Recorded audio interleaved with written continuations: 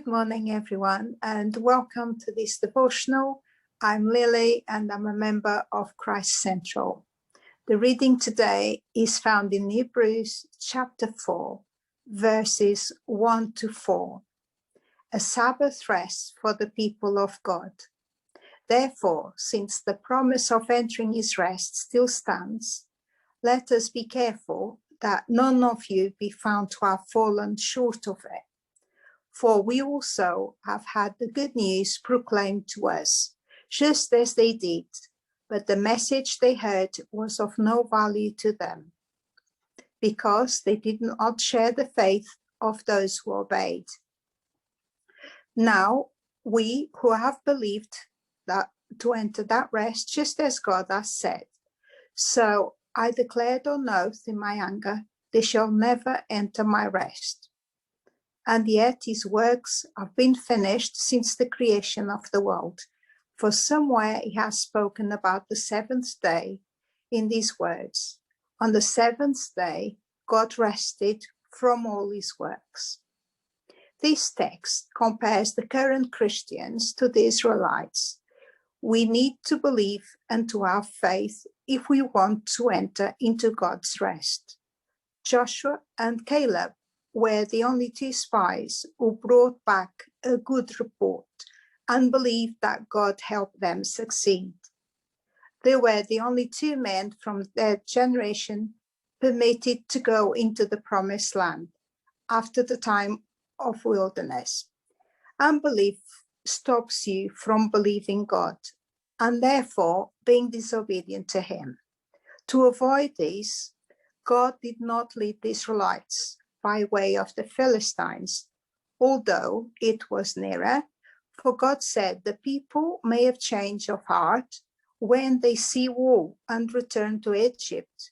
So God led the people round about by way of the wilderness. For 40 years, the Israelites wandered in the wilderness, eating quail and manna. I wonder how you feel about your life's journey. Are you going in circles or even having detours? Remember, it was because of unbelief that the Israelites' journey lasted 40 years in the wilderness. What are you going through at the moment? Is it grief? Is it loss of a job? Is it ill health, bankruptcy, or even something else? God promised us rest in the midst of it all. It doesn't matter what we're going through in life, we can enter his rest. I remember when I lost my husband, one of my first questions to the Lord was how I was going to raise my children on my own. One parent can do his best at fulfilling the roles of mom and dad, but for me, I had no rest over it, and the worry overwhelmed me. But God had mercy on me. He led me to the verse in Isaiah chapter 54, verse 13. All your children will be taught by the Lord, and great will be their peace. This was just so comforting for me. The situation was still there. I still had my two children with no dad. But my belief in God's capacity of bringing up my children became reality. So whatever mountain you come across, rely on God to help you, as feelings can be so deceiving. Write God's promises down and read them every day to remind yourself of what God can do. In Matthew chapter 7, verse 7 to 11 says, ask and it will be given to you. Seek and you'll find. Knock and the door will be open to you. For everyone who asks receives, the one who seeks finds, and the one who knocks the door will be open. Which of you, if your son asks for bread, will give him a stone? Or if he asks for fish, we'll give him a snake. If you then, you are evil know how to give good gifts to your children, how much more will your Father in heaven give good gifts to those who ask him? Remember, it is important to ask. When we spend time finding out what God says, we can have rest. And by that, I don't mean ceasing any activity, but instead it is peace with God and a satisfied conscience, knowing that we are at peace with God. A good example of this is the Apostle Paul, when he said, "For me, to live is Christ, and to die is gain. But if I'm to live on in the flesh, this will mean fruitful labor for me, and I do not know which one to choose." Choosing God's rest doesn't mean an easy life, as we know. Think about the life of the Apostle Paul, how many trials they had. So many times we are anxious about so many things, but we can expect to have rest and peace.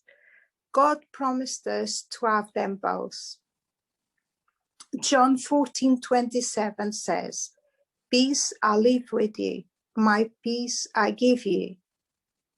I do not give to you as the world gives. Do not let your hearts be troubled, and do not be afraid." So today, what are you afraid of? Why are some people not enjoying this rest? They haven't trusted, relied, and clung on to Jesus Christ.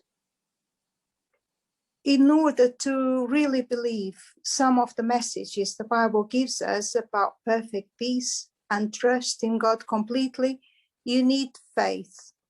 Hebrews chapter 11, verse 6, "And without faith it is impossible to please God, because anyone who comes to him must believe that he exists and that he rewards those who earnestly seek him."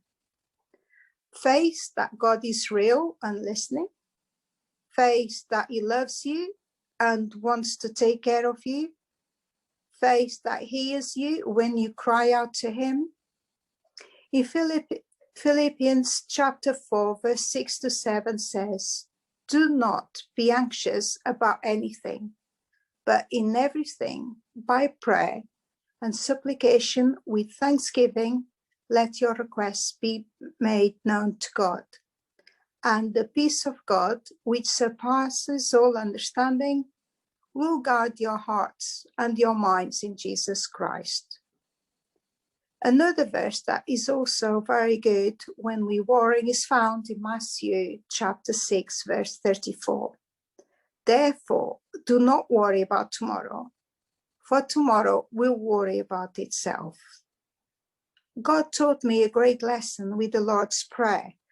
When we pray, "Give us this day our daily bread," it doesn't only mean the normal bread, but it also means whatever we need on that day. And then God added, "I'm never going to give you today what you are in need of tomorrow, unless it is before the day of rest." Do you remember when the Israelites ate the manna? God said, "You may gather as much manna as you need for your families, about 3 quarts for each person." But Moses warned, "Don't keep any leftovers. Eat all you have gathered. On the 6th day, you must get enough for 2 days, because God said there won't be any manna on the 7th day." Moses knew God was going to test the people to see if they would listen and follow his instructions, which they didn't follow, as they kept it for the next day, causing the manna to be covered in maggots. So by reading this, by reading the Bible and spending time with God, I discovered the following: that God's directions matter. Following God's directions brings good results, and not following God's directions spells trouble, and a lot of it. So which one are you going to be doing? To follow or not to follow God's directions? Do you desire to get into God's rest regardless of your situation? Come to him today, as tomorrow it might be too late. So bye for now and stay blessed.